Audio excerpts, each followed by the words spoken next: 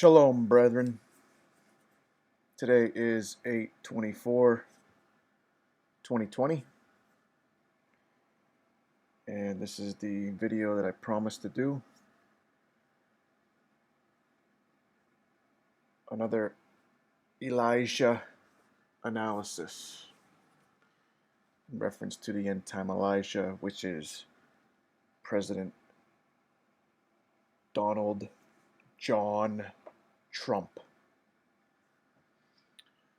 Okay, so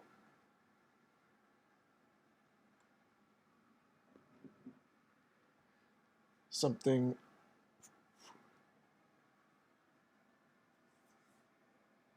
I do believe we can check off the 1 Thessalonians 5 prophecy concerning peace and safety. For when they say peace and safety, then sudden destruction will come upon them like labor pains. So I've been saying for a couple months now that I believe the peace and safety is not what we've been taught for all these years, which, in all fairness, 99.99% of people would not have seen this. Okay. The only reason I seen it is because of this plague that we're going through. This common cold plague.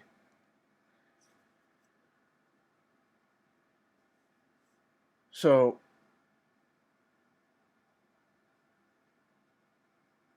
the fact that we were going through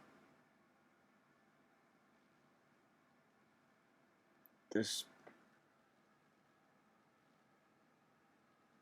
issue, when I was researching scripture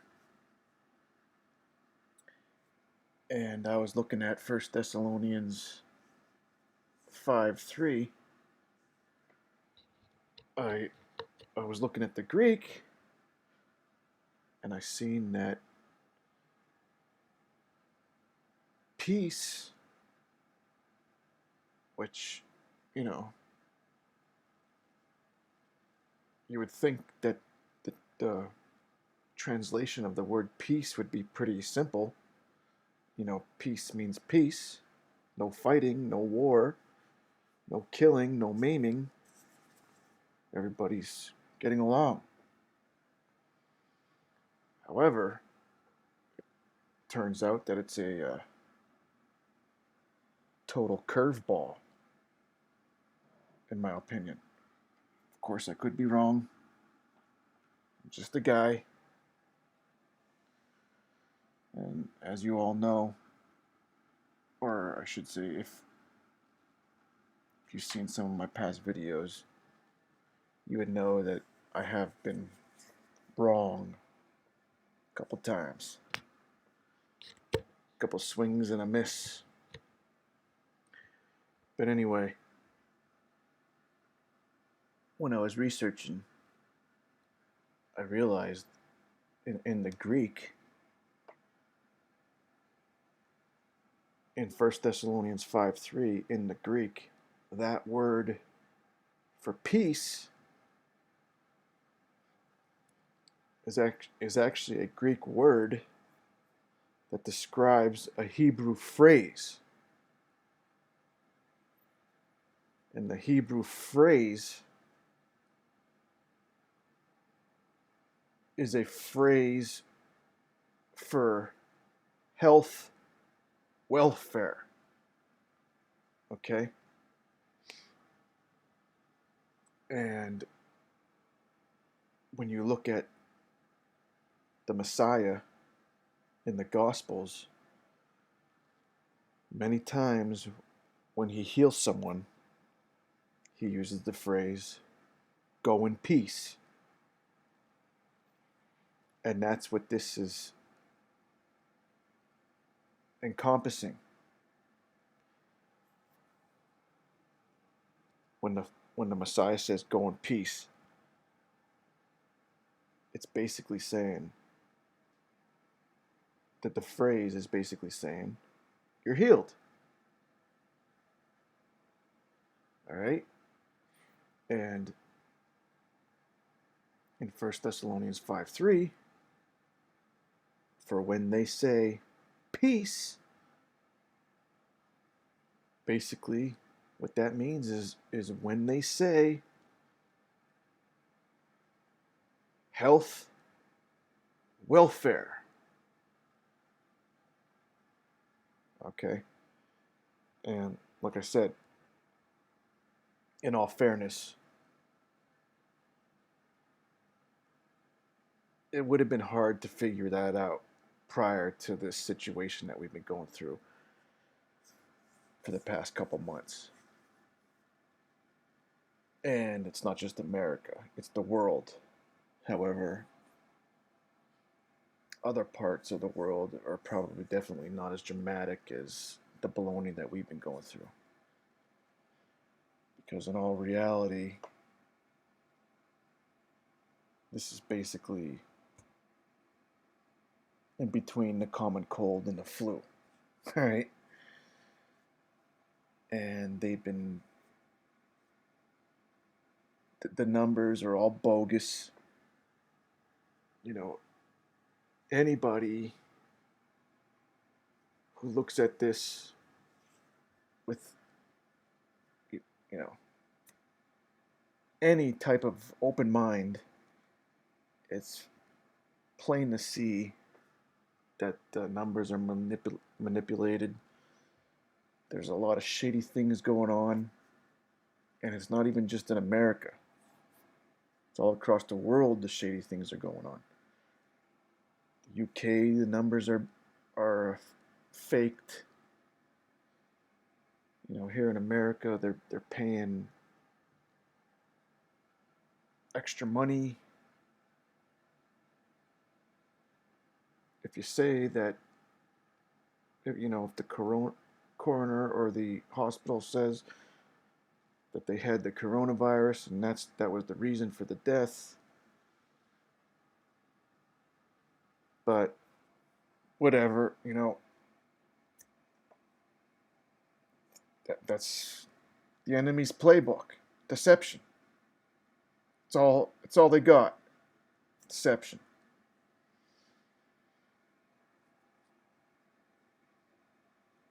They had technology, but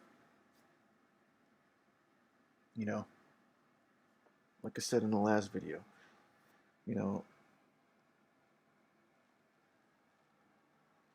the enemy has to use deception. Because if they were honest, nobody in their right mind would follow them or be a part of their plan or join their team. Hey, come join me. We're going to burn in hell for eternity. Yeah, it just doesn't work that way. They have to use deception. And the demon rats, since they're on that side, they have to use deception. They can't say, hey, we're the party of murdering babies. Hey, we're the party of open borders. Hey, we're the party of treating illegals and criminals better than treating law-abiding citizens. And on and on and on. So they have to use deception. But back to the 1 Thessalonians 5:3. For when they say peace and safety. Okay? And like I said, in the Greek word in that verse for peace is a reference to a Hebrew phrase for health, welfare. And then the Greek word for safety is basically, it's meaning that it's official. It's certain. You can count on it or rely on it. All right? So I did the Jubilee video on the Sabbath, which hardly got any views. I was a little disappointed about that. I thought it would get more views since I released it, on the afternoon of the Sabbath. Figured a lot of people would check it out since it's, the weekend. But it seems like when a video is long, it doesn't get many views, and I don't blame people. Who has time in this rat race of a world system to watch or listen to a 2-hour video? But that's how long it was. It hardly got any views, but the information in that video was critical. And I'm not saying that to pat myself on the shoulder. I'm just saying it because it's how it is. Because the Jubilee, it's the anchor. It's the anchor for all other dates concerning the final 14 years. The 70th week and then the 71st week of wrath. The 70th week of the trial and then the 71st week of the wrath. All right? And that's what I was trying to get across in that video, is that because in the past I wasn't sure when the trumpets were concerning the Revelation 8 with the release of the beasts. Right? I wasn't sure if it was going to be on the first day of the 7th month or the 10th day of the 7th month. But then from further study, I realized it's the 10th day because it's in reference to atonement. And the Jubilee trumpet is blown on atonement, not the Feast of Trumpets, which is on the Tekufa, the first day of the 7th month. So there was a lot of clarity, and I encourage you all, if you didn't see that video or listen to that video, to check it out. You don't have to listen to it in one shot, break it up. But anyway, back to 1 Thessalonians 5:3. So the Greek for peace it's in reference to health. And then the safety, it's in reference to it's official. Okay? Now, in past videos, I said that I personally believed that it was going to be the FDA that would fulfill this 1 Thessalonians 5 prophecy. The reason being is because it uses the word they for when they say health, it's official. Then sudden destruction comes upon them. Okay? Now, I was hoping it was going to be real dramatic and that we would know without a shadow of a doubt. But in this age of deception, it doesn't surprise me that it kind of was gray, so to speak. All right. But anyway, I did the Jubilee video on the Sabbath, Saturday. Okay. And in that video, one of the things I said was that basically the final two things that we're looking for all of us who are looking for the crowning of the Messiah, which is the kingdom come. Okay? Yeah, of course we're looking for the rapture, but the purpose of the first rapture is for the crowning of the Messiah and the kingdom to come.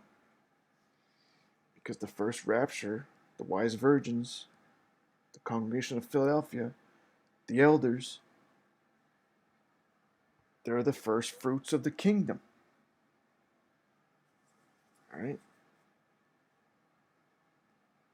The Messiah needs us to go through the open door to get to New Jerusalem so that we can witness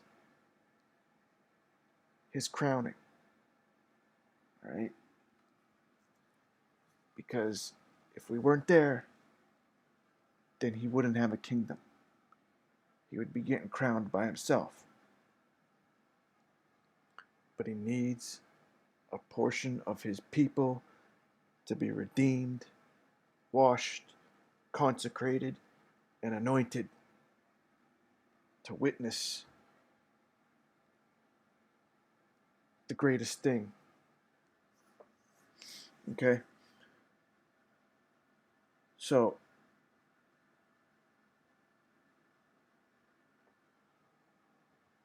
like I said, I was hoping for the 1 Thessalonians 5:3 fulfillment to be a little more dramatic, but I didn't have my hopes up too high. Right? Now, I did that video on Saturday, and I was, giving everybody a heads up again. I've been giving everybody a heads up for a couple months now. And I was saying we're looking for the peace and safety, which is the health, welfare, with certainty. All right? And then the other thing we're looking for is the prayer of Elijah. Okay, and that's what this video is about. President Trump is the end-time Elijah, which is the end-time anointed ruler of Daniel 9. They're the same person. Okay? So on Saturday, I reiterated the heads up, what we're looking for, because everything else is basically fulfilled. We've had the celestial signs, the numbers are there, the calculations are there, and we've had the earthly signs.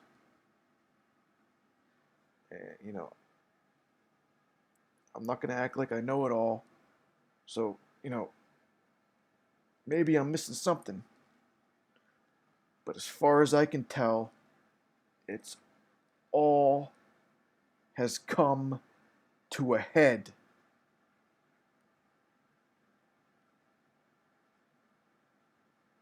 And I've been saying that the way I see it, it has to happen before the end of summer. Okay? But with the way things are going, it's all coming to a head. And in my opinion, 1 Thessalonians 5:3 has been fulfilled. Because I did that video Saturday, and then Sunday morning when I woke up, I checked the news, and there it was. President Trump going to make a major announcement concerning the China plague. So I was like, whoa. I wasn't even expecting it that quick. But there it was.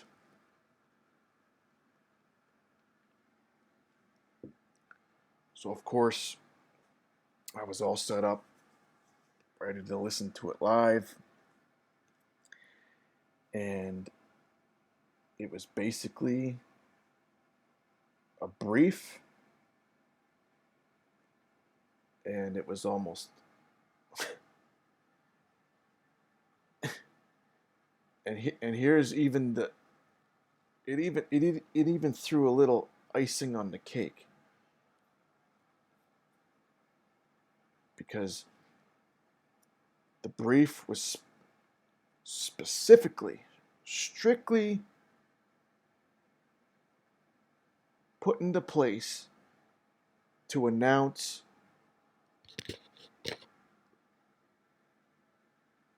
the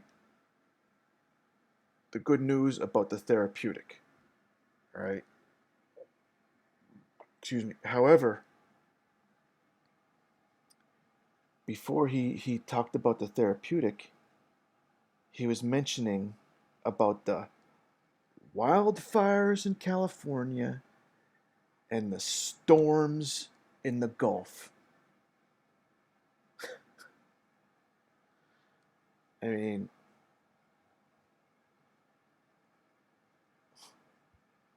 mean that's prophetic right there.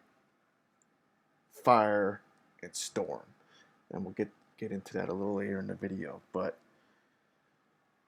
so the therapeutic, the FDA was there, and they're the ones that authorized it. And all throughout the briefing, they kept reiterating that it's safe and effective. Okay? Of course, they're not going to say that it's a 100% cure, because they, technically can't really say that, because they don't know. They don't know how every person's going to react to something. So they can't say that anything's 100% effective. But they were saying that it's, the best possible news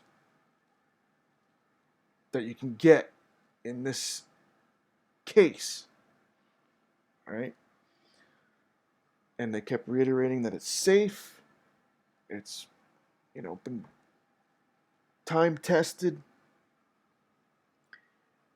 and then the fact that they are authorizing it, in my opinion, is the safety part of the verse. So the therapeutic is convalescent plasma.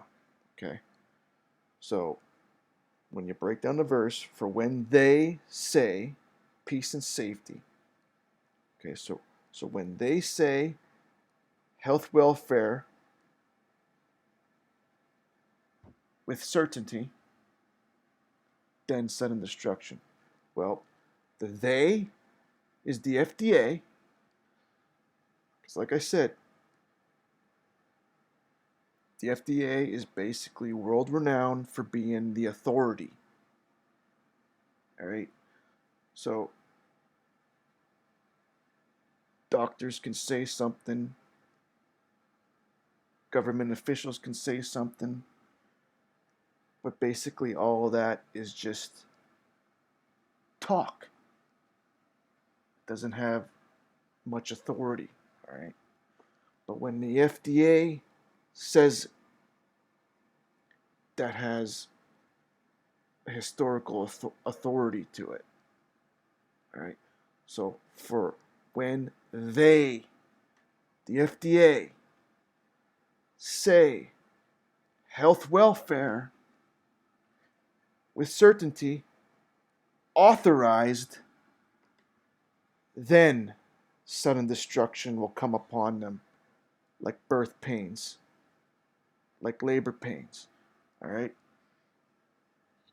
So, in my view, from my perspective, 1 Thessalonians 5:3 has been fulfilled for when they say peace and safety.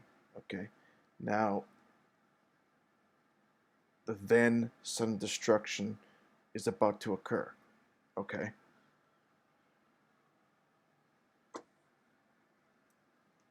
And that's what this video is about, because I believe the next thing we're waiting on is the prayer of Elijah.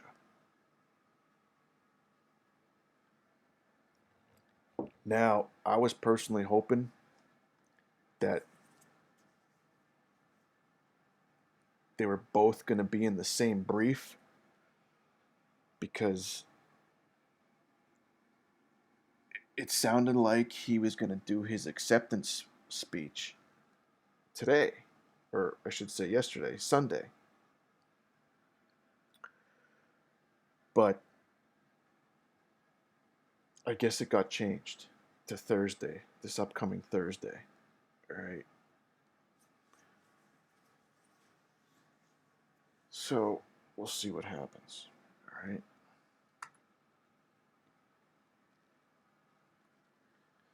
Now,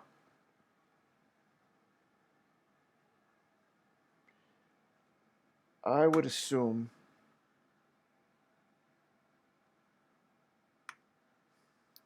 that a lot of people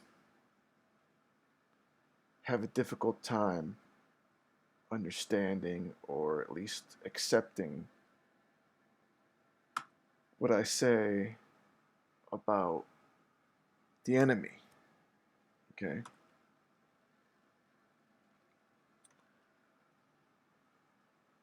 Because I've never heard anybody else, in my 25 plus years of being engaged in Christianity, I've never heard anybody else say that the devil is no longer an angel or a spirit, but he's in the flesh. Same thing with his minions, aside from the demons. But him and his angels are in the flesh currently. And they actually don't have as much influence that we think, or at least that we were taught. Okay? The reason being is if he was still a spirit, the same thing with his other angels, they would be able to go all over the place just like the holy angels. But they can't. They have to rely on technology. Okay? And yes, they have control of the elites, which trickles down to control us. but they don't have control on us on a one-to-one basis like we were taught in the past, the devil made me do it type of stuff. That's not how it is, okay? The reoccurring theme of the consequence of sin, rebellion, evil, is that you're put into flesh, okay? Now, I know it's a little tricky because when the Messiah resurrected, he basically kind of said that he's still flesh and bone, but yet he can go to and fro, walk through walls, etc., etc. So, and the same thing when I say that Adam and Eve, that they weren't flesh when they were in Eden, that they were like the Messiah after he resurrected, it's a little confusing because, well, the Messiah basically said he was flesh and bone still. Well, this is how I see it. All right. Like if you take a bottle of water, right? Okay. I view a human as the flesh is the bottle, and then inside the bottle is the water, which is the spirit. Okay? But now the way I view a redeemed human, or the way the Messiah was after the resurrection, is that the outside, the bottle, is now the spirit, and the flesh and bone is inside. It's the water. Okay? So yeah, we'll still have, what appears to be a body, but our spirit will now be what controls everything. All right? That's the way I see it. So,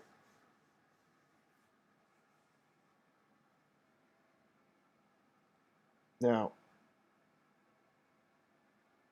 prior to Eden, there were cavemen.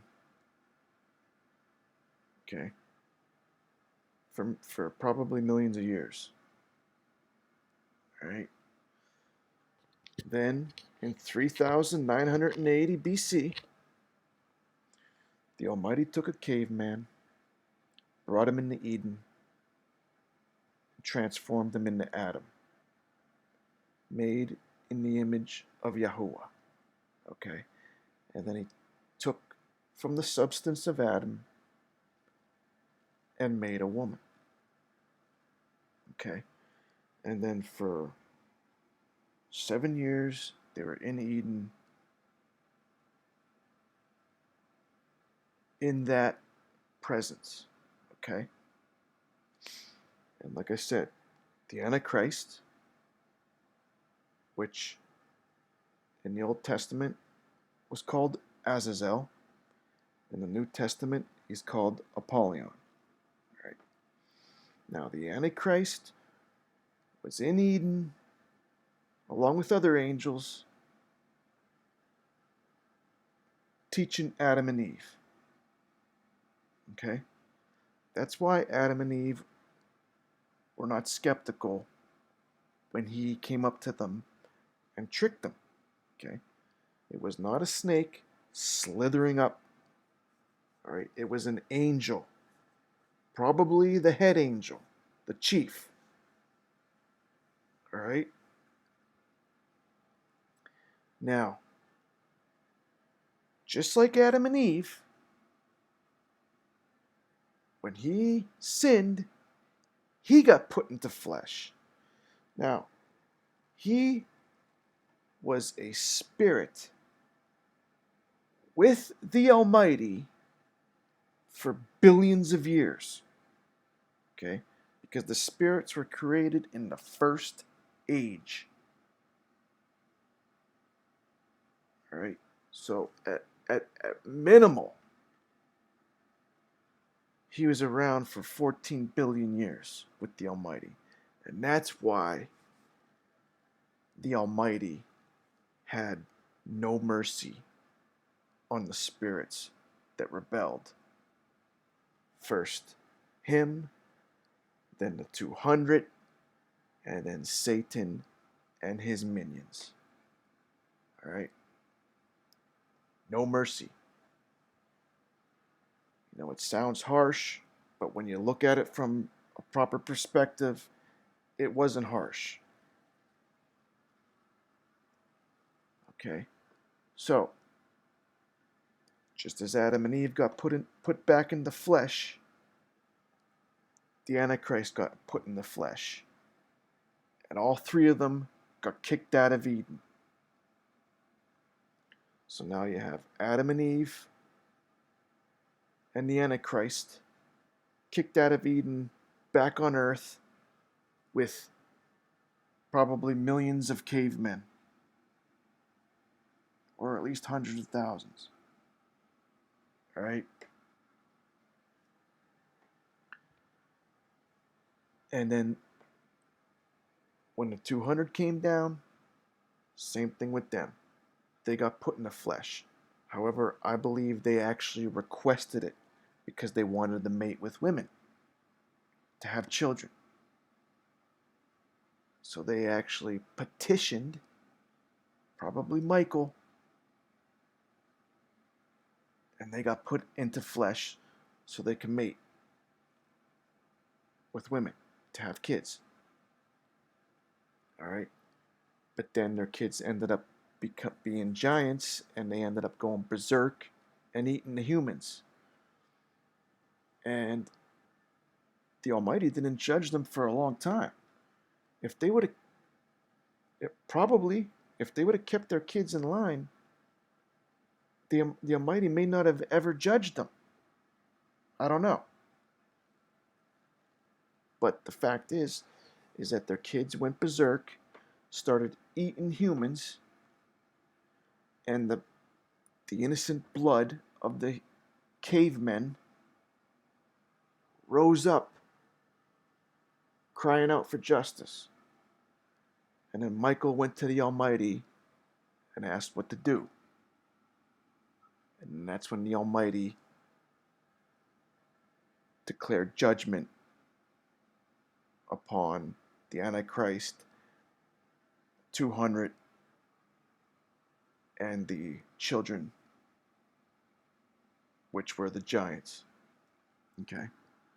And the dead giants, their spirits are the demons. Okay? And the demons are only allowed here on Earth. They can't go into space, or they can't leave Earth. So when he cast judgment on them, he locked up the Antichrist in one prison, and then he locked the 200 up in another prison. And their sentence is for 70 generations. Then they're going to be released, and then the consummation, which is the death penalty, is when they get thrown into the burning fire. Alright? Then what ended up happening is after they got locked up, the flood occurred, and then after the flood, the demons, who all 100% of the demons were roaming the earth still, they were given, specifically Noah and his children, a hard time, but basically all of humanity a hard time.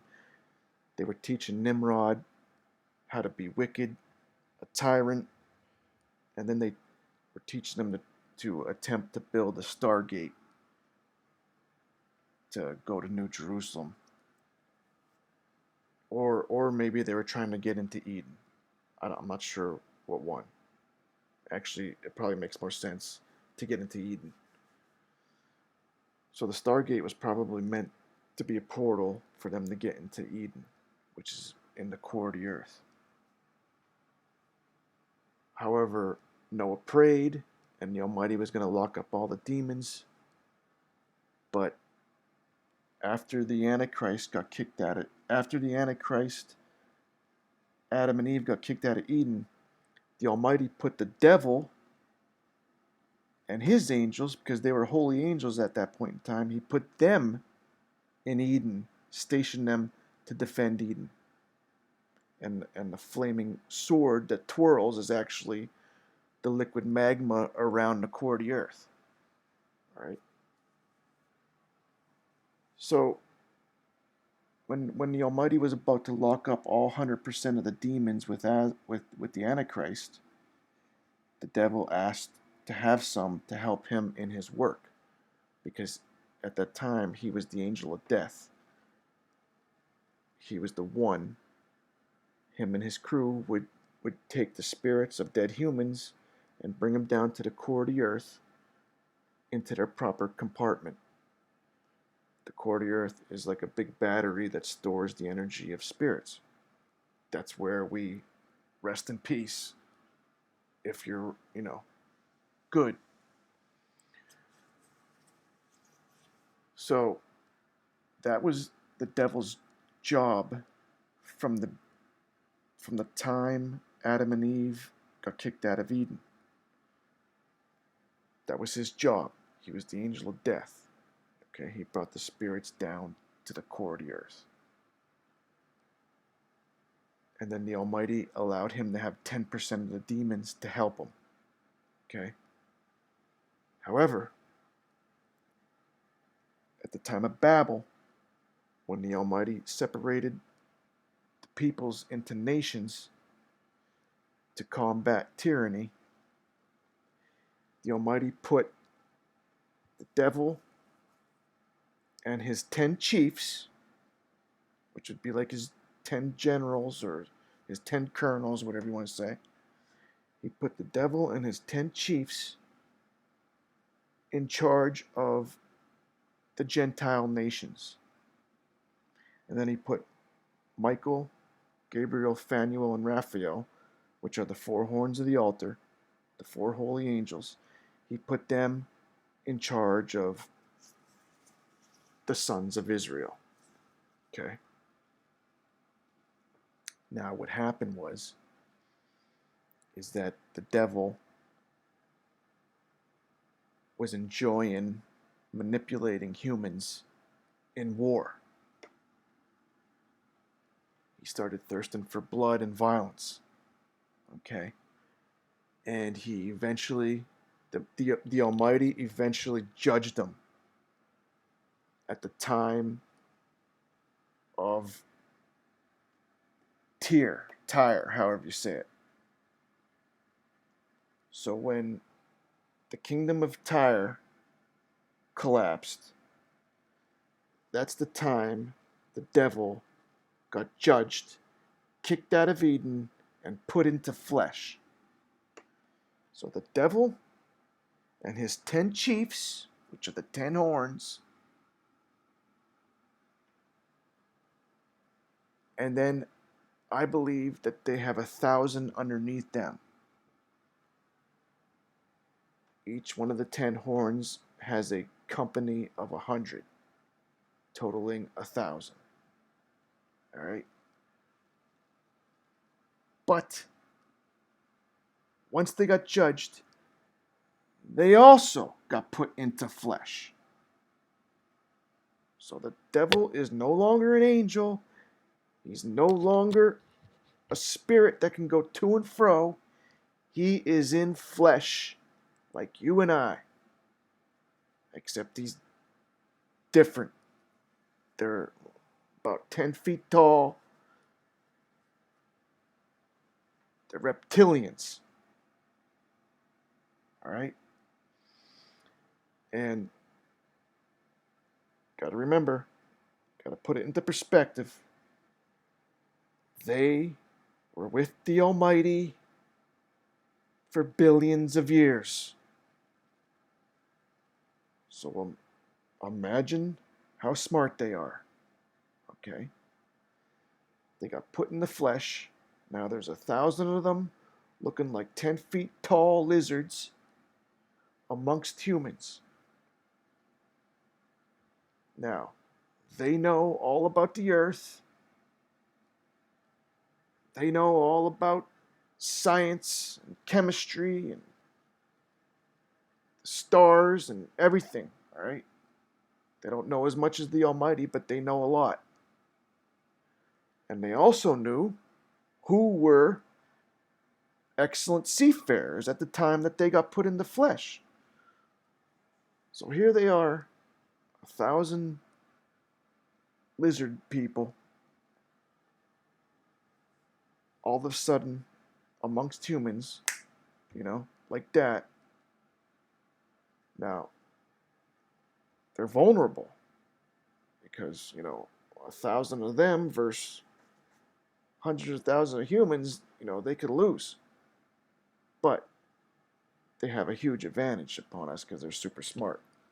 So what I believe happened is that they commandeered the Phoenicians because they knew them, that they were excellent seafarers. They knew that there were the Americas, so they headed over to America, to Central America, started building an empire, went south, went to Antarctica, and then eventually to the moon. But, like I said, you got to take a new perspective. America went from a few colonies in the 1700s to 350 million and a superpower by the year 2000. And we're only humans. And that was 300 years. We did that. A few colonies to 350 million and a superpower. And we went to the moon. 300 years. So now, with that perspective, imagine the devil and his minions being way smarter than us. And they've had 3,000 years. Okay? So like I said, they started, in the Middle East. They commandeered the Phoenicians because they were excellent seafarers. They went over to probably Central America, started building an empire. And all these people that were with human sacrifices, the devil and his minions were actually eating them people, all right? They have to eat. So then they made their way as they advanced, they made their way south, kept advancing. Now we're talking about a huge empire in the Americas. Millions and millions of people serving the devil and his minions. Then they went to Antarctica, went underground, kept developing their technology until they were able to go into space. They went to space, built their headquarters inside the moon. And that's where they are at right now. All right. I'm bringing that up because I know it's difficult to accept that these things are in flesh, but that's the way it is. All right. Now,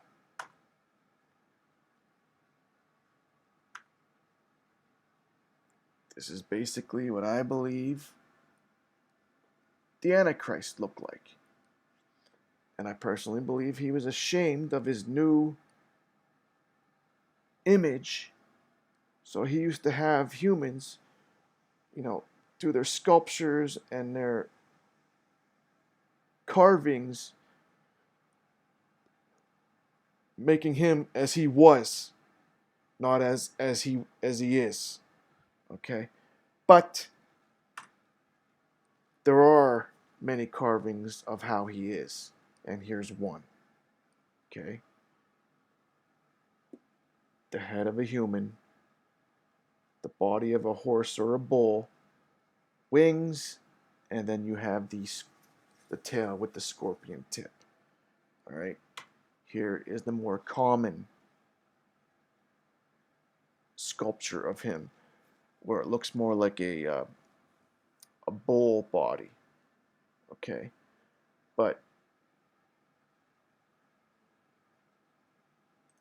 this right here is a sculpture of Nimrod, and he was said to be huge. And then he has this lion here, which gives you an idea how big these things are. All right. Now, when he got kicked out of Eden, I believe he teamed up with Cain, and they enslaved the caveman and built an empire. All right. There, I just wanted to get that out because I know it's difficult to accept, but this is the Antichrist. All right? He's not a human. These morons that think it's President Trump are doing a grave injustice to the Almighty's people, calling themselves Christians and then saying, oh, President Trump's the Antichrist. What? President Trump is the end-time Elijah, and you're calling him the Antichrist. Just like the Pharisees, the teachers of the law back in the day of when the Messiah was here the first time. These people are just as bad as them, if not worse. So, like I said in the past, I personally believe that the church is not the bride of the Messiah. The church is the body. Okay, the bride is New Jerusalem. All right. How can how can the Messiah marry himself if we're the body and he's the head? Okay, and this is how I see it. I'm not saying this is 100% correct, but that's how I see it right there. All right. Now, let's get to the date.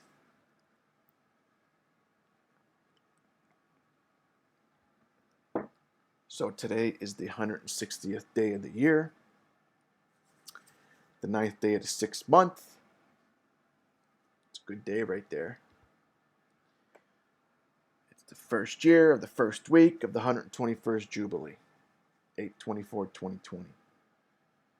So we are in the 6,000th year since the start of the Jubilee count, which began in 3980 BC. And I went over that in the past. You'll have to go back and check it out because I can't keep reiterating what I've already done. Otherwise, it's going to be another 2-hour video. We're also in the 5973rd year since the birth of sin in 3973. Did I do that wrong again? Oh, all right, whatever. Okay. So here are the high watches, all right? And this is what we're looking for, but I believe this is checked off. Okay? So now the next thing is the prayer of Elijah. All right? Because right when Elijah said the prayer, boom, the wormhole opened, which is this right here. Right there. Elijah said the prayer, the wormhole opened, the Almighty from the core of the sun, which is where New Jerusalem is, boom, whipped down some fire, licked up the offering. Okay? And I believe that's what we are currently waiting for. The prayer of Elijah. We were waiting for these two, but I believe this was fulfilled yesterday. Okay, so now we have this Wednesday is 7 years subtracted from the seventh seal. Then we have next Sunday, I believe, is new wood. Now, Dead Sea Scrolls puts new wood at the following Sunday, but I believe they're wrong. I'll show you a little later. All right, and then this right here is like the main day. Okay, I personally think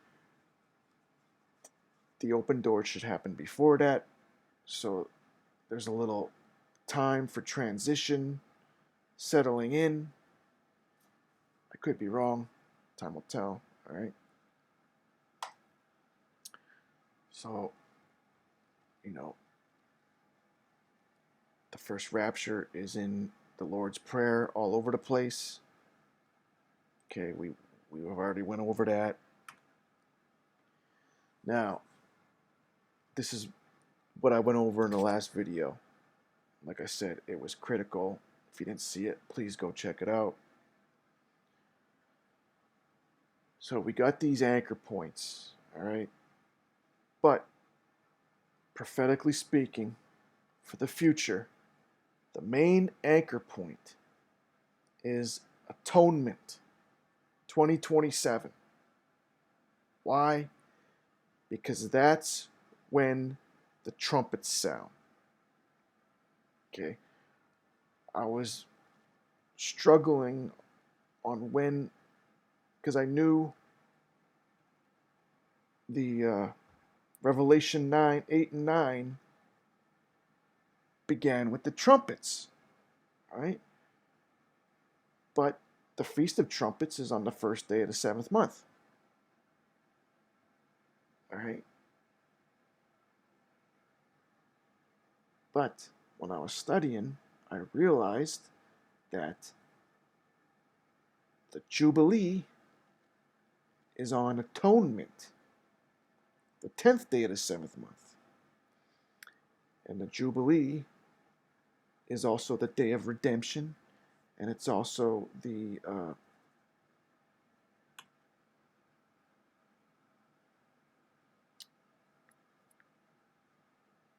Jubilee is redemption and atonement, all right? So this one date, in my opinion, is like the anchor for all other calculations. Because when you have this one date, then, you subtract 30 days and you get the seventh seal, which is the second rapture. You add 5 months and you get the sixth trumpet, which is the release of the remaining beasts. Okay. You add 1,260 days and you get when the mark is set up. And then you add 1,335 days from the seventh seal, and you get when the beast kills all who refuse the mark. And then, of course, you have the times, and half a time, which I take the 2,300 days and add it to the sixth trumpet. It could be wrong. It could be added to the first trumpet, but I think it's the sixth trumpet. But, it's only a matter of a couple days. So, like I said, the Jubilee 2027 is the main anchor date that we can get. And then we can figure out all of this, with the exception of the end date. That's a little bit up in the air. I'm sure the answer is in there somewhere, but I don't have it for 100% certainty. But we know when the mark's set up, we know that 3.5 days go by, and then the 144,000 are raptured up. We know the 42 days after that is when the newbies get killed for refusing the mark. And then at the end of the 42 days, they're raptured up. Okay? We know all this from that one date. Okay? Now, 7-year trial is the 70th week, and then the wrath is the 71st week. Now, the 7 years fits the 7 days of the Galilean marriage when the doors are shut and they're in celebrating. Okay? Now, we don't know the date of the first rapture. No one knows the day or the hour. But we might be able to get it to the week. But in my opinion, without a shadow of a doubt, it must happen this summer. Time will tell. Okay. Then we went over this, the Genesis 3 sign is tied to the Revelation 12 sign. They're extremely unique. And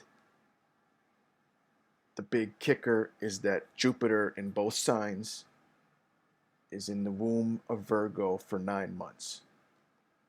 And then they have the Leo plus the 3 planets as the crown of 12 stars. Extremely unique, and then not to mention that this was prophesied 2,000 years in advance. Okay? All right. Now,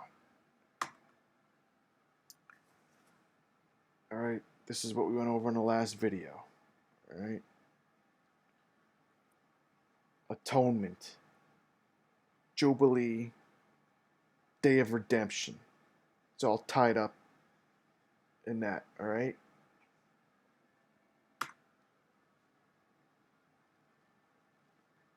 Okay. Now, I believe that Revelation 4:1, the open door in space, and Revelation 6:14, when space is rolled up like a scroll. I believe that they are both wormholes. Okay, Revelation 4:1 is a small wormhole because it's the first rapture and it's taken the congregation of Philadelphia, the wise virgins, the elders, they're all one and the same. They're the same group, just different names. It takes them from earth through the wormhole, which is a small one, to New Jerusalem, which is in the core of the sun. All right? Now the second wormhole, Revelation 6:14, is huge. Why? Because New Jerusalem is basically the size of the moon, and it comes through from the core of the sun to near space. All right? And I really like this image. I think it gives a very good picture of how it's going to be. Okay, New Jerusalem is basically the size of the moon. Its shell is 200 feet thick of diamond. And in the scripture, it describes it as having a yellowish hue. Okay. So the wormhole opens. New Jerusalem comes through. It's here in near space. Every eye sees it because it's the size of the moon. It's probably going to be much brighter because it's a sparkling diamond. And then basically, the first thing is the second rapture occurs, brings all the people in Christ at his coming, dead and alive, brings them into New Jerusalem, secures them, and then it blasts the moon to smithereens. And then the portion of Earth that's facing the moon at that time gets all the fallout, which is the Americas. The Americas are completely annihilated. Sodom and Gomorrah times 1,000 at least. All right. Then as we rotate, the next part of the fallout hits the Pacific, completely annihilates all that portion of Earth. But the only thing remaining after the first two trumpets that's habitable is basically the Middle East and some parts of Europe and Asia, and maybe a little bit of Africa. Everything else is annihilated. And then the sixth trumpet releases the fallen ones, and they go out and just conquer everything outside of the Middle East with ease. So at the time when the mark is set up, in the midst of the week of wrath, the 71st week, the only place on planet Earth that's habitable with people living is the Middle East. All right. Got to take into perspective. There's 3 near extinction level events back to back in a short period of time. Okay? So, no, it isn't Turkey coming to wage war against Israel. It isn't Russia. All right? It's the Revelation 9 Centaurian army that comes out of the abyss is what surrounds Jerusalem and conquers it with ease. The Joel 2 army. It's not humans.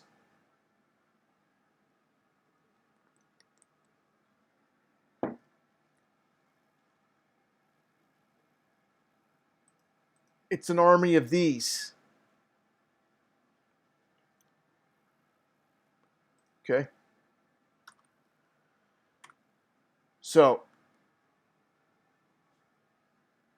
the first wormhole, the open door in heaven, is the sign of his coming. Luke 27:1. Okay?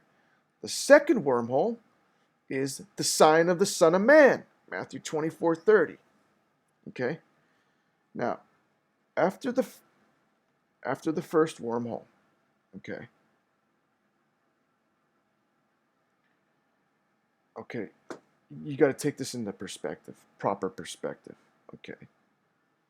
Life is carrying on somewhat normal, all right? All of a sudden, a wormhole opens in our atmosphere. We hear a trumpet sound that can be heard worldwide. Okay? And then about 100 million people disappear like that.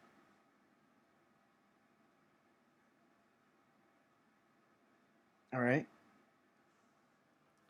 And whether it be that day, or a week later, or 3 weeks later, then every knee will bow in heaven, on earth, and inside the earth, meaning the minions that are locked up. Every knee will bow and every tongue will confess that YaHushuWaH is the Most High King. Okay? Everything acknowledges it, confesses it. Wormhole. Worldwide trumpet sound. 100 million people removed in the twinkling of an eye. Short time later, everything acknowledges the crowning, the coronation of the Messiah. That's the perspective. Okay?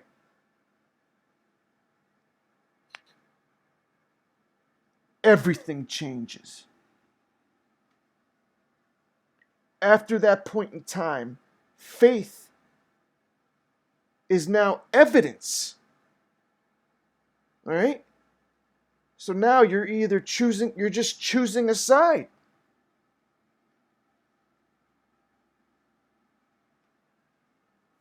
There's going to be no doubt.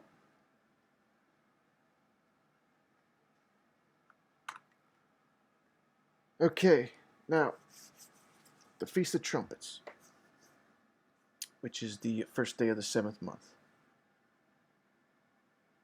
That ritual foreshadows 4 purposes for the future fulfillment. All right? Judgment Day, the opening of the books, the trial, and the coronation of the king. Okay? And then the fulfillment is in Revelation chapter 4 through 6. Okay? Now, the first rapture of the wise virgins, the congregation of Philadelphia. Okay? They are the only ones judged as righteous. Okay? Because the ritual for these past couple thousand years was that on the Feast of Trumpets, the Almighty would open the book of life, and either your name was written as righteous, your name was written as wicked, or your name was written as on the fence. Okay? Now, if you were on the fence, you had the 10 days between trumpets and atonement to do your best to get on the side of righteousness. Okay? Now, this is exactly what occurs in the near future, which is Revelation 4 to 6. Okay? The only portion of planet Earth that is judged on the judgment day. Judgment begins in the house of YaHuWaH. All right? The only portion of the body of the earth, in fact, that is judged as worthy is the congregation of Philadelphia. Everybody else is either wicked or on the fence. Then the 7-year trial is when they have is their opportunity to get on the side of the righteous. All right? The opening of the books is when the Messiah is found worthy to open the book and break the seals thereof. Okay, and then right after that is when he's crowned king.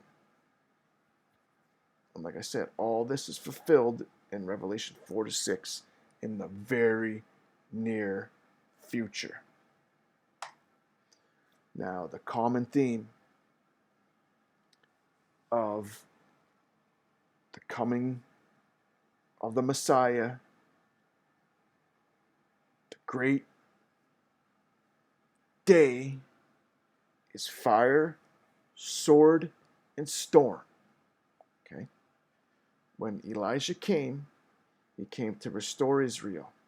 Like we talked about in the past, Israel went through a major civil war when they broke in the north and south. And then Elijah came to the northern part, which was Israel, and they were in a little civil war, which was basically influenced by Jezebel. She was killing the prophets and putting in her false prophets. All right, and they were basically submitting to her.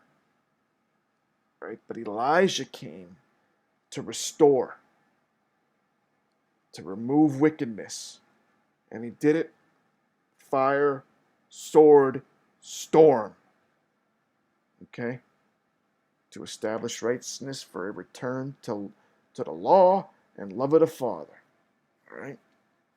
And the Messiah starts his conquest with a parallel to the ministry of Elisha. He tells us that he comes to cast fire on the earth. He comes with a sword and a storm. All right? And then Ezekiel, Revelation, John, Luke, Daniel, Revelation all shows this. And here's the chart. So we have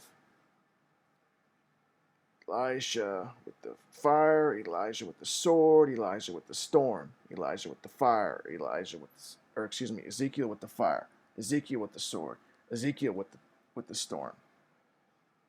The Almighty comes with fire. The Almighty comes with sword. The Almighty comes with the storm, right? The Messiah comes with fire.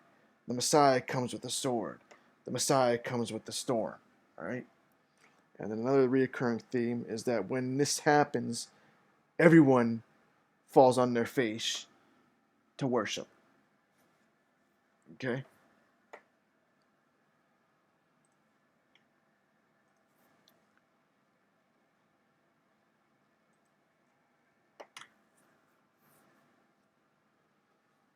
So Elijah's ministry was mainly restoration.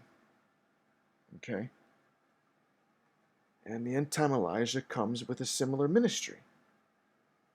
Okay, what does make America great again?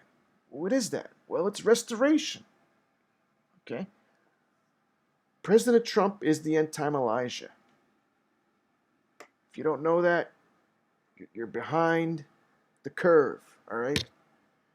He's the end time Elijah, the end time anointed ruler of Daniel 9. They're the same person. And President Trump is that person. All right? And the ministry of President Trump is actually saving us from the curse of Malachi 4. Because the Almighty tells us that if he didn't send President Trump as the anointed ruler, the end time Elijah, he would exterminate us like Sodom and Gomorrah. However, because he sends us, President Trump, to get us back, to restore, we get the Passover Tov painted over us. And then we are good until the wrath. And then America gets annihilated, along with North, South, and Central Americas. All right?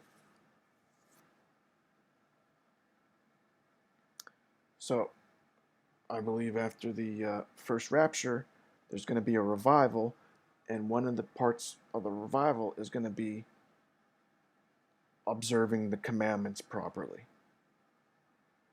Because, like the Messiah says, I do not know you. I do not recognize you. You who are lawless. All right? When he says lawless, he's not talking about getting a speeding ticket, right? He's talking about not observing the Sabbath, right? He's talking about having other gods like the Pittsburgh Steelers or the Miami Dolphins or the dollar bill, etc., etc., etc., right? So there's going to be a revival to keeping the commandments, to actually loving the Messiah and the Father, and not just, yeah, I'm a Christian. My mommy was a Christian. My daddy was a Christian. I'm a Christian. No, it's going to be a revival of being real. Okay? Now, the chunk. All right, we went over this in the past, so I'm going to fast forward through this. Okay.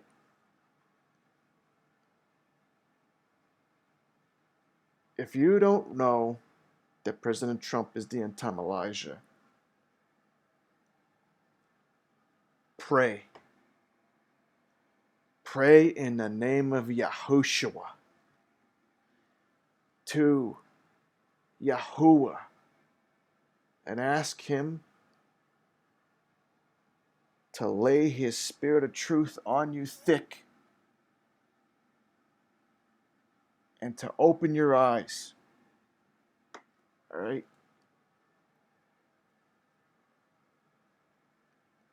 Research, study like a good workman. Show yourself approved and study 1 Kings 17, 18, and 19. But specifically 17 and 18. If you want to know why President Trump is the end time Elijah. Okay? Because everything Elijah did, Trump parallels. But in a grander scale, because this is it. This is the end, the final stand. Okay? And John the Baptist prepared the way for the Messiah in his first coming, but President John Trump prepares the way for the Messiah for the second coming. Right? Because the Messiah's coming is mostly about justice. Okay? And President Trump, when it says preparing the way, what he's doing is he's setting up everything to return to the rule of law. Okay? Because the shadow operators have been pillaging us, destroying us, abusing us, enslaving us for the past 1,000 years. Okay? And they knew that America was a beacon of liberty, the end time Ephraim. Okay? So they've been attacking America since day one. All right? And they started getting up an upper hand since basically the 1920s. And they virtually almost killed us in 1976 with Roe versus Wade.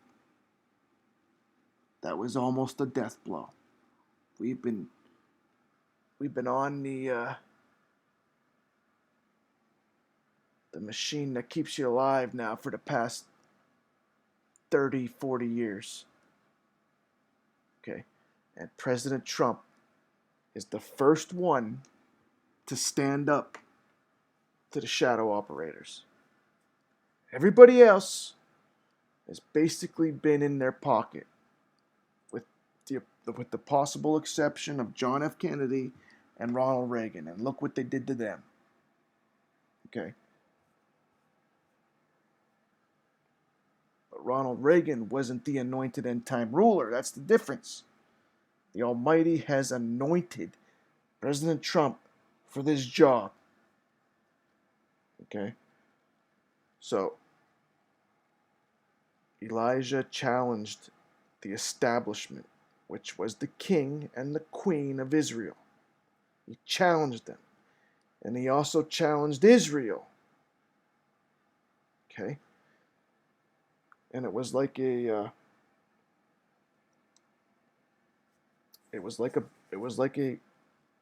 boxing match, or a gladiator fight. Everybody came to watch, right? And then he told the false prophets of Baal to go first. All right? They went first. They failed. Then Elijah mocked them and made fun of them. Okay? So then they went again, and they started cutting themselves, and blood was squirting all over the place. Okay?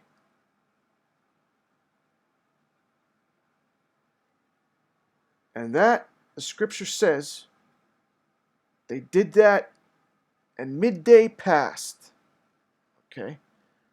And I believe the parallel in modern day is when the enemy released the virus and has been showing their true colors in a desperate attempt to defeat President Trump by any means necessary, with, specifically with the riots.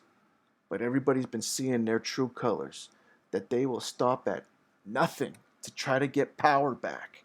Okay? They released the virus. Everybody might not know that, but I think inside they know it was them. All right? They did it.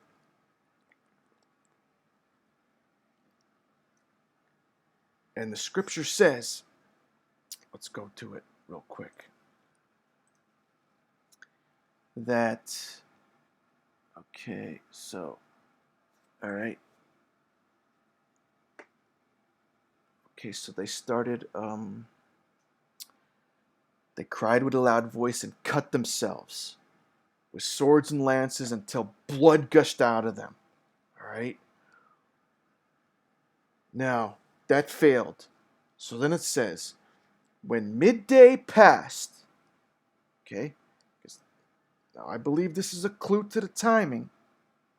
When midday was passed, they raved until the time of the offering of the evening sacrifice. Okay? And like I said in all the past Elijah videos, that I believe when the Almighty opens the wormhole to send fire down, that is the first rapture in the present time. Okay? So, here's the clue. It says after midday was passed, they raved until the time of the offering of the evening sacrifice. But they failed. Okay? So now, midday was passed, and then it's until the time of the offering of the evening sacrifice. Now, I personally believe, and I believe this honestly without a shadow of a doubt, that this was the DNC convention. All right? Even people on their side of the fence were critical of how they raved and were dark and were just psychotic. Even their own side was criticizing them, like it was obvious. And like I said, the big clue here for timing is that they did it up until the time of the evening sacrifice. Okay? Then it says that Elijah called to all the people, not just Israel, but to all the people to come near. Okay? And then he repaired the altar. All right?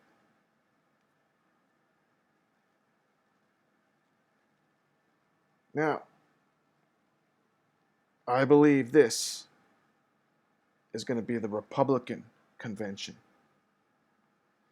Like I said, I was hoping that it was all going to be in one day, the 1 Thessalonians 5:3 and the Elijah prayer, but the Elijah prayer hasn't happened yet. And it makes more sense because now this whole week, in my opinion, and I believe it without a shadow of a doubt, is that the Republican convention is going to be him speaking to all people to come near. The convention itself is the coming near. And it's to all people because the whole world is going to be watching. Of course, not every single person, but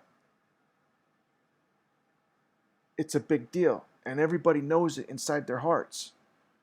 And either you're going to be watching because you hate him, or you're going to be watching because you love him. All right? Now, so when he calls all the people in close, it's the Republican National Convention. All right? Then he repairs the altar. Okay? Then it's time for the prayer. And then here's the big clue for the timing. At the time of the offering of the evening sacrifice. Okay? So the Democrat convention was they raved until the time of the offering of the evening sacrifice. But when Elijah prays, it's at the time of the offering of the evening sacrifice. Elisha, the spokesman of YaHuWaH, came near and said, "O YaHuWaH, Master of Abraham, Isaac, and Israel, today let it be known that you are the supreme, and that I am your servant, and I have done all these things according to your word. Answer me, YaHuWaH. Answer me that this people may know that you, YaHuWaH, are the Almighty, and you have turned their heart back again." All right? Then the fire of YaHuWaH fell and consumed the burnt offering. Okay? The offering. The fire of YaHuWaH fell and consumed the offering. Okay? What did we talk about in the last video?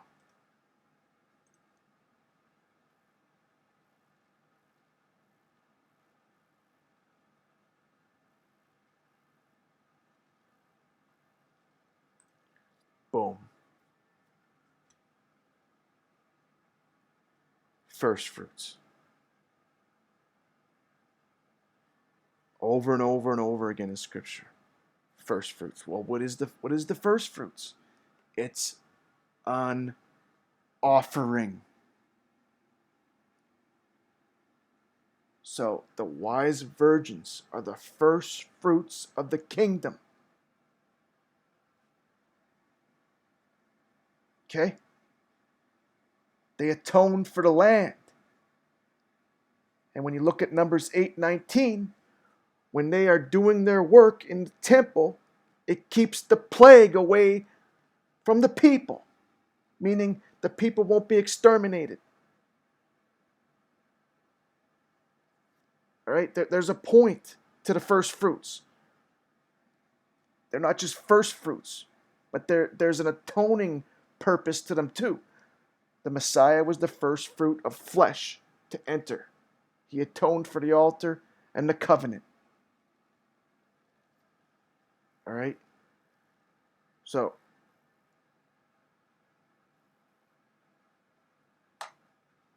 like I was saying, I believe that this is a huge clue to the timing. And not only is it a clue to the timing, but even with the Democrat convention, it fits perfect. They raved and ranted, and it was dark and negative and desperate, and even their own people criticized them for it. And there was no voice, no one answered, no one paid attention. Okay? And that was up until the time of the evening sacrifice last week. Now, when Elijah prays, that is at the time of the offering of the evening sacrifice. And then the Almighty opens up the wormhole, and the fire falls and consumes the offering. Okay? Which, like I said, I believe without a shadow of a doubt that the offering is the wise virgins, the wormhole is the open door in heaven. Okay? And then right after that,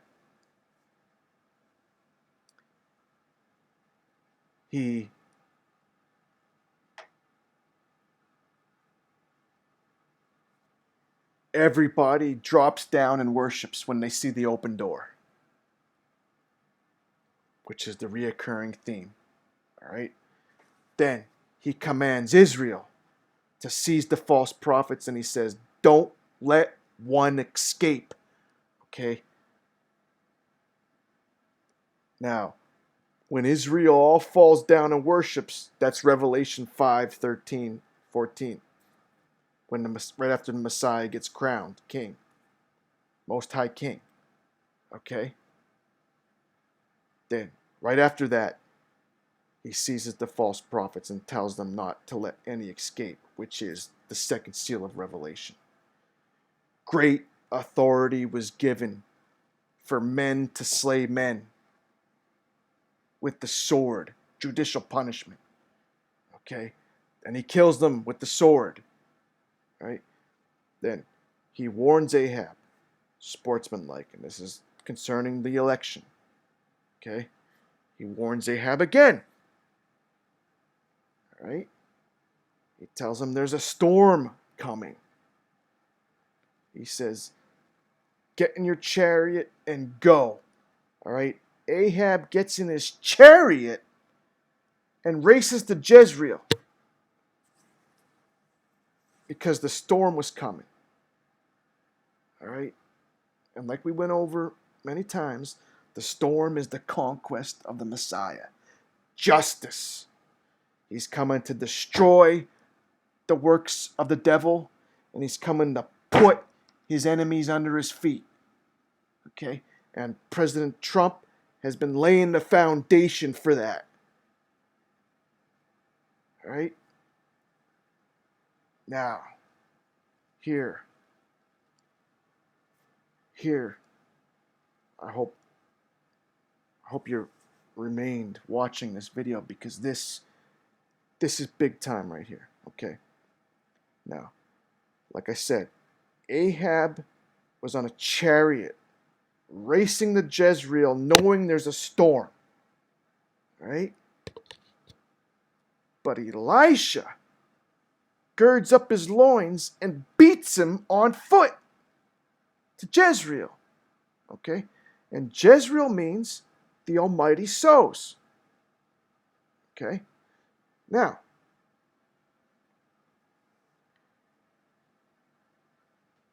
an awesome video came out recently called Shadowgate. And if you haven't seen it, I compel you to watch it. Because this lady does an excellent job of investigating the shadow operators, the deep state. Okay? And to summarize, the United States military basically made a science out of influencing cultures on who to vote for. Okay? So, like, we would go in, we would rough some people up, and then we would be able to influence the culture to vote for who we wanted in to rule that area. All right? And I think this was in the early 2000s. All right. Now, what happened was that the commanders who were involved in this at that time, what they did is they basically took that knowledge, that system, patented it, and commercialized it. Okay? Then they used it against America in 2008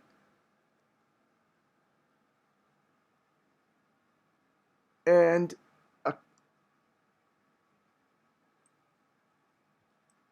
a person, community organizer with relatively zero experience in anything, for all intents and purposes, a scumbag, they brought out of nowhere, and he became president of the United States of America. Meaning their system worked. And then they did it again in 2012. And the same person got reelected. Now, here's the kicker, is that they think that they're the ones who made that happen. But see, obviously, they don't know Scripture, because it's the Almighty who sows, and it's the Almighty who uproots. So, the truth is that the Almighty allowed the scumbag to rule over us for 8 years, just like he allowed the Pharaoh to be hard of heart and to be hard on the ancient Israelites. Why? Because they assimilated into Egypt, they completely forgot the Almighty, and they needed to learn. And the same thing with us.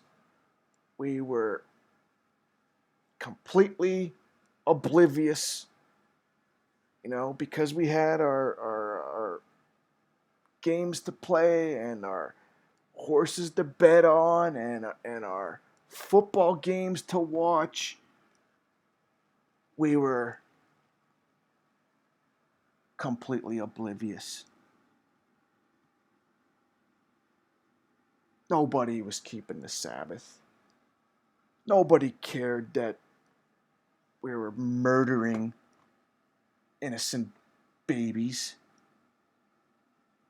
And on and on and on and on and on. All right. So, what did the Almighty do? He allowed a scumbag to rule over us. And we paid the price for a long time. But why did he do that? The same reason why he did it in ancient Egypt. To display that he's supreme. And what did he do? He led the ancient Israelites out of Egypt with an outstretched, mighty arm. And then, when the ancient Egyptians thought that the Israelites went bonkers and they had them cornered,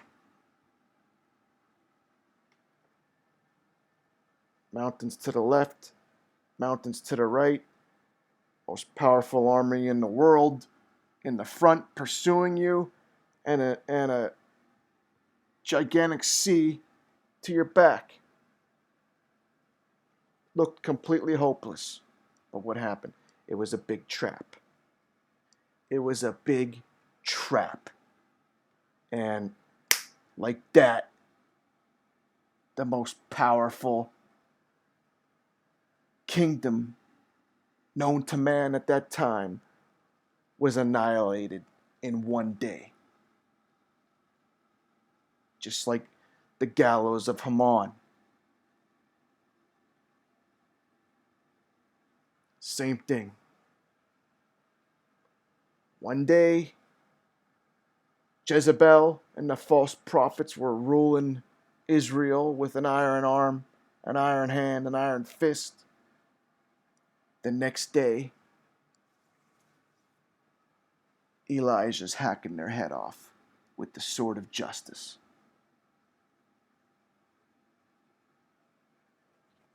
And my point in saying that is that the people, the same people who thought they got the scumbag in for 8 years, they never thought their system would fail, because it was a 16-year plan. The first scumbag was supposed to weaken us, and then the second scumbag was supposed to take us out so they could bring in their one world order, which is contrary to the Almighty. He designed the nation state. The enemy is the one that wants the one world order. But it ain't happening until they're given the jurisdiction. So, just like there was a miracle in 2016, there's going to be another miracle in 2020 when Elijah beats Ahab on foot while Ahab's racing with a chariot. Okay? And the storm was coming.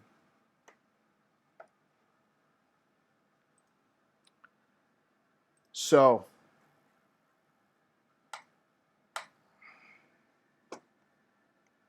that's the bulk of it.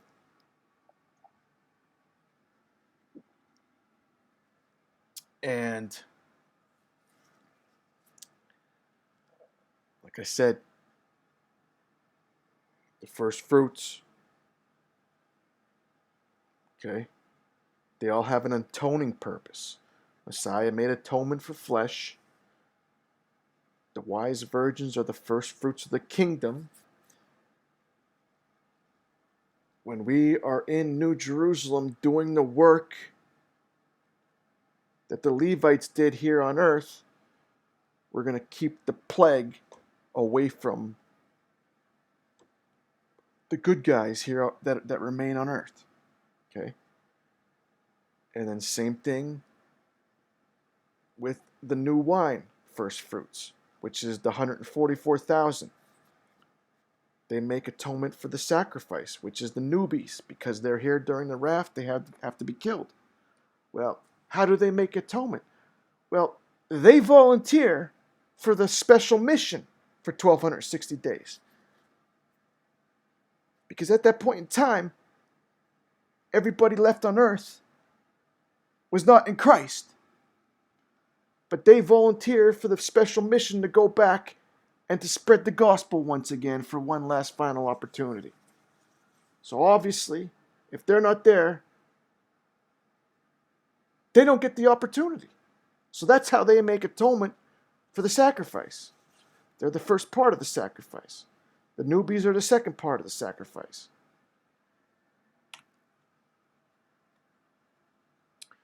So, the reason why I believe the wise virgins are the first fruits of the oil is because the Messiah uses oil in the parable of the virgins. Okay? You can pause that and read it. Went over that big time over these past couple years. All right? Now, here are some recent celestial signs. We had the Blunbud Tetrad 2014 to 2015. We had the Revelation 12:1 sign. Exactly on a Takifa. The autumnal equinox of 9/23/2017, which followed the first great American solar eclipse that painted the first mark of the Tav over Israel. And it was 5,990 years after the fall of man and the birth of evil in 3973 BC. Okay, do you realize how huge that was right there? Like these people that shrug off the Revelation 12 sign like it was some type of voodoo astrology. Don't pay attention to it. Even though the Almighty tells us that He put the sun, moon, and stars in their place for signs and for time. And then these people try to act like because you're paying attention to the Almighty, you're into voodoo astrology. Ridiculous. Then we had the Blood Moon Triad of 2018-2019. Then, like we talked about a couple videos ago, Comet Neowise. Hugely prophetic. Not as huge as this, but the name, One Wise, fits completely in the Revelation 3:6. And then you swap that around and make it Revelation 6:3, and that's what it's talking about. The end of the 120 Jubilees. Ezekiel 1:1, vision of the open door in heaven and the seals, was exactly on a Takifa with a very rare eclipse, the summer solstice ring of fire eclipse on 6/21/2020. Right? Look at all these signs right here. You remember the Jews of the time of the Messiah, they were begging Him for a celestial sign. Begging Him. But there was only His birth sign. And even then, only a couple wise men from the East observed it, recognized it, knew it for what it was. And even if other people knew about it, only the wise men dropped everything and went to worship.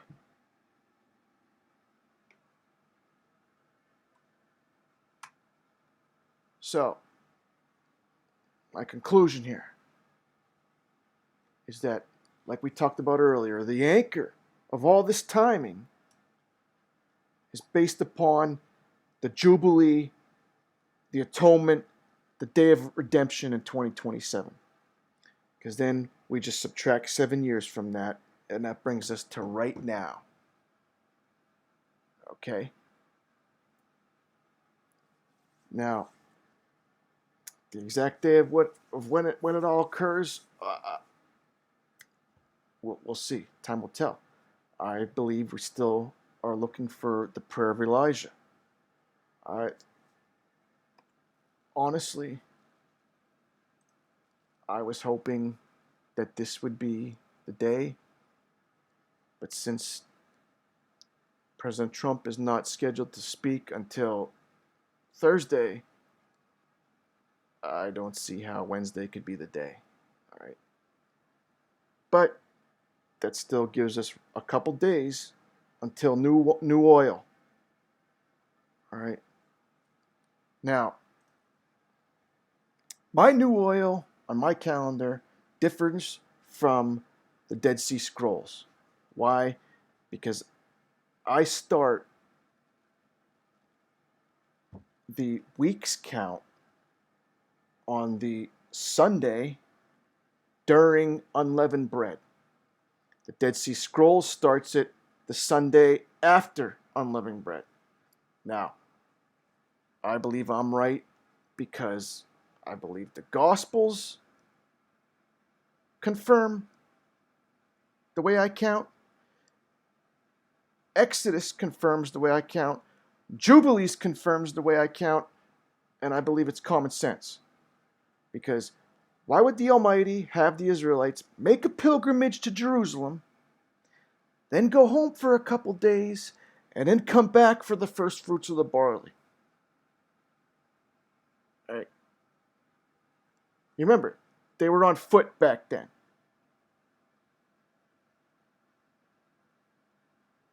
All right, and all just doesn't. I apologize to the Almighty if I'm wrong, but when you look at the Gospels, all right, the women went to the tomb. It says on the first day of the week. Okay, after the Sabbath. All right. Now, it says that they went because they were going to prepare his body. All right, they bought fragrant spices. All right. Now, then he said, then they see him, and he says, "Don't touch me. I didn't ascend to the Father yet." Okay. But then we see later on that day, when they're traveling to Emmaus, he tells them they could touch him, meaning he must have went to the Father during that day as the first fruit of the barley, and then came back. Okay, now if you were going by the way the Dead Sea Scrolls says it, well then he would not have went to the Father until the following Sunday or Saturday night. Meaning, I mean, that's a long time for a body to lay in the grave with, for them to go in. But anyway, then Exodus clearly shows that the Almighty came down on the 50th day. And then, like I said in the past, Jubilees. Okay, Jacob. All right. Okay. Jacob took his journey from Haran, which is southern Turkey, from his house on the new moon of the third month, the first day of the third month. Okay. He went on his way to the Well of Oath, and he offered a sacrifice on the 7th of this month. Okay. So it took him 7 days to go from southern Turkey to basically Jerusalem, which would be about 50 miles a day, which you can do no problem with horses and stuff like that, donkeys or whatever they had. All right, it'd be a little difficult just walking, but Jacob was rich, so of course he had means of transportation. All right, now when he gets to the Well of Oath, he offers the sacrifice on the 7th. Now, people that say the Dead Sea Scrolls is right say that he doesn't celebrate weeks until the 16th, which is down here, all right? But to me, it's clear as day. He gets there on the 7th, and he offers the sacrifice for the weeks. The 7th is a Sabbath. He offers the sacrifice, celebrating weeks. Then it says he remembered his dream he had in the past. So because he was concerned about going to Egypt, he was hoping the Almighty would speak to him, so he remained there. He camped there. Right? He only remained there because he wanted the Almighty to speak to him. Not because he was waiting for the weeks. He already celebrated the Feast of Weeks on the 7th. So, in my opinion, there's 4 confirmations that the first fruits of the barley is celebrated on the Sunday after the Sabbath, within the week of unleavened bread, not after. Like I said, I could be wrong, but We'll see what happens, okay? No matter what, I believe that the first rapture is going to occur between now and trumpets. The latest possible, in my opinion, is the Feast of Trumpets, which is not that far away, all right? And, you know, trumpets fulfills it all. 4, 5, and 6. Revelation 4, 5, and 6. Okay? And then 7 years later, on the Day of Atonement, we have the release of the beasts. And then 30 days before that, we have the second rapture. So, I was hoping the first rapture was going to be here, which is the 7-year mark from the second rapture. Because we know when the second rapture is 30 days before atonement in 2027. Then if you subtract 7 years from that, it's right here. All right. But we're waiting for the prayer of Elijah. And I don't see that happening before he's scheduled to speak at the convention. All right. Then, in my opinion, the next best day is the new oil. Because this can be when everybody's gathered around the throne, when the wise virgins are gathered around the throne in Revelation 4. So, you know, one of these 2 days may be the open door. So we can get redeemed, washed, consecrated, anointed, settled in, and then set up for this. So, you know, the sudden destruction will be right here.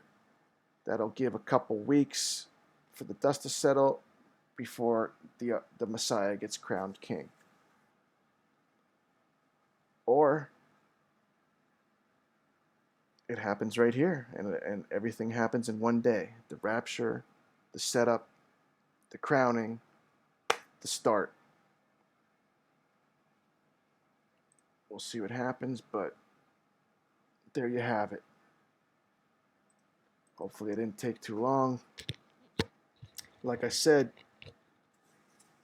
if I make it, hopefully I see some of you up there. Some high fives. Hopefully we could help out our buds down here on Earth. If I miss it, I'll do a video as soon as I can to give you all a heads up.